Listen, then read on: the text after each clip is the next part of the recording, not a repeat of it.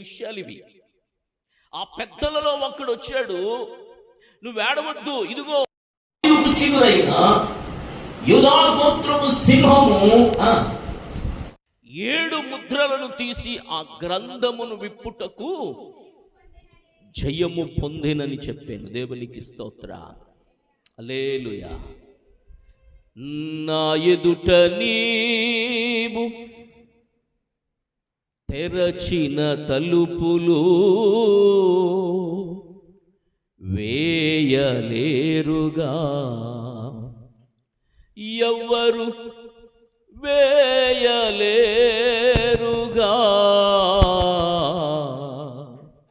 నీవు తెరచిన తలుపులు, నీవు తెరచిన తలుపులు, నా ఎదుట నీవు తెరచిన తలుపులు చెప్పండి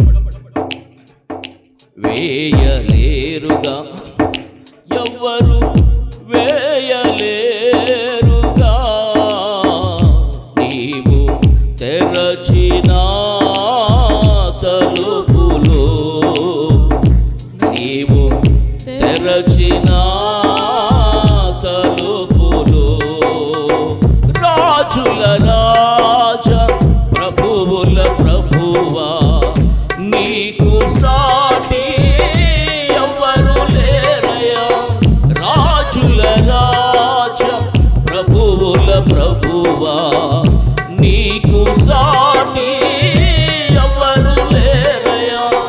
నీ సింహాసనము నా హృదయాన, నీ కృపతోనే స్థాపించు రాజా. నీ సింహాసనము నా హృదయాన, నీ కృపతో స్థాపించు రాజా. నా ఎదుట నీ తెరచిన తలుపులు వేయలేరుగా, ఎవ్వరు వేయలేరుగా. నీవు తెరచిన తలుపులు, నీవు తెరచిన తలుపులు, ప్రధాన యాజకుడా నా యేసయ్యా, నిత్యయాజకత్వము చేయుచున్నవాడా. ప్రధాన యాజకుడా నా యేసయ్యా, నిత్యయాజకత్వము చేయుచున్నవాడా. యాజక రాజ్యమైన నిత్య సీయోను, నూతన యెరూషలేము వాడా. యాజక రాజ్యమైన నిత్య సీయోను, నూతన యెరూషలేము కట్టుచున్నవాడా. నా ఎదుట నీవు తెరచిన తలుపులు వేయలేరుగా, ఎవ్వరు వేయలేరుగా. నీవు తెరచిన తలుపులు, నీవు తెరచిన తలుపులు, నా ఎదుట నీవు తెరచిన తలుపులు ఎవ్వరు వేయలేరుగా. నీవు తెరచిన తలుపులు, నీవు తెరచిన తలుపులు. హల్లెలూయా. ప్రియుల గ్రంథము విప్పడానికి జయము పొందినవాడు యేసు ప్రభు ఒక్కడే. హల్లెలూయా, హల్లెలూయా. ఈ గ్రంథము లోపటను వెలుపటను రాతగలిగి ఉన్నట్లుగా మనం చూస్తున్నాం. పరిశుద్ధ గ్రంథంలో ప్రియుల యెహెజ్కేలు గ్రంథము 2వ అధ్యాయము 3వ వచనాన్ని మనం కాస్త చదవగలిగితే గనుక, వాక్యంలో నుంచి 2వ అధ్యాయము 9-10 వచనాలు, క్షమించండి 9-10 వచనాలు. నేను చూచుచూ ఉండగా గ్రంథము పట్టుకునిన ఒక చెయ్యి నా యొద్దకు చాపబడిను. ఆయన దానిని నా ముందర విప్పినప్పుడు అది లోపటను వెలుపటను రాయబడినదయ్యుండెను. మహావిలాపము, మనోదుఃఖము, రోదనము. చూడండి, లోపటను యెహెజ్కేలు దర్శనం చూస్తున్నాడు. ఆ దర్శనములో, యెహెజ్కేలుకు కనబడుతున్న దర్శనములో ఏం కనబడింది అంటే ఒక గ్రంథము కనబడింది, ఒక పుస్తకము కనబడింది. కనబడినటువంటి ఆ గ్రంథం లోపట వెలపట రాయబడినదై. చూడండి, లోపట ఇటు చూడాలి, లోపట వెలుపట రాయబడినదై. ఆ గ్రంథములో రాయబడింది ఏంటినంటే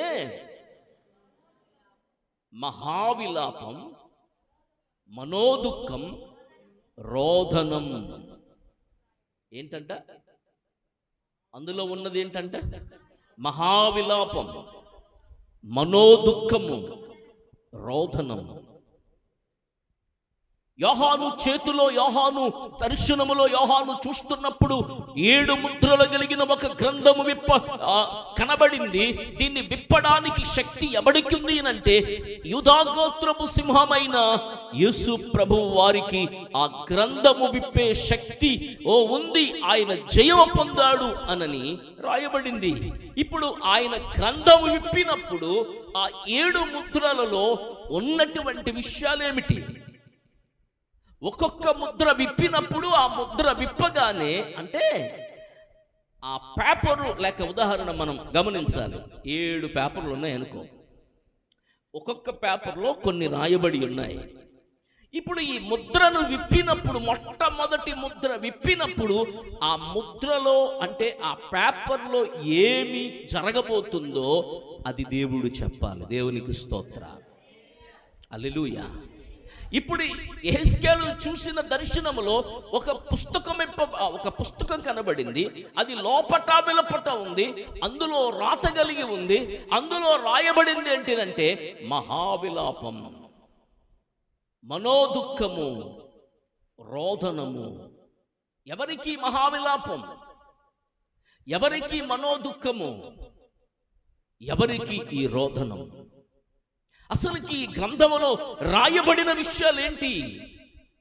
ఈ ముద్ర విప్పినప్పుడు ఏం జరగబోతుంది? ఈ ముద్రను విప్పినప్పుడు దేవుడు తన చేతిలో ఉన్నటువంటి, కుడి చేతిలో ఉన్నటువంటి ఆ గ్రంథపు ఆ చుట్టలో ఉన్నటువంటి ఆ ముద్రను తీసినప్పుడు ఏం జరగబోతుంది భూమి మీద? ప్రైజ్ ది లార్డ్, హల్లెలూయా. అదే ప్రకటన గ్రంథం 10వ అధ్యాయం 1వ వచనంలో మనం చదివితే కనుక, అదే ప్రకటన గ్రంథం 10వ అధ్యాయము, బలిష్ఠుడైన వేరొక దూత పరలోకములో నుండి దిగివచ్చుట చూచాను. ఆయన మేఘము ధరించుకుని ఉండెను. ఆయన శిరస మీద ఇంద్రధనుసుండెను.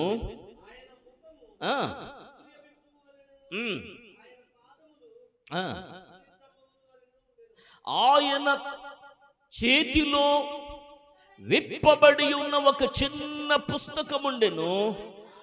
ఆయన తన కుడి పాదము సముద్రము మీదను, ఎడమ పాదము భూమి మీదను సింహము గర్జించున్నట్లు గొప్ప శబ్దముతో ఆర్పాటించెను.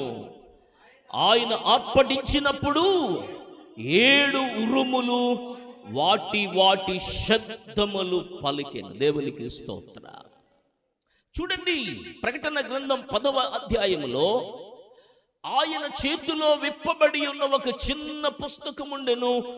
ఆయన తన కుడి పాదము సముద్రము మీదను, ఎడమ పాదము భూమి మీదను మోపి.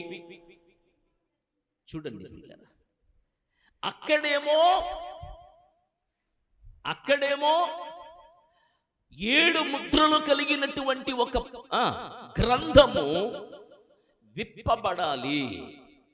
అంటే విప్పబడలేదు, ఇంకా విప్పాలి. దాన్ని విప్పిన తర్వాత ఏం జరుగుతుందో చెప్పాలి.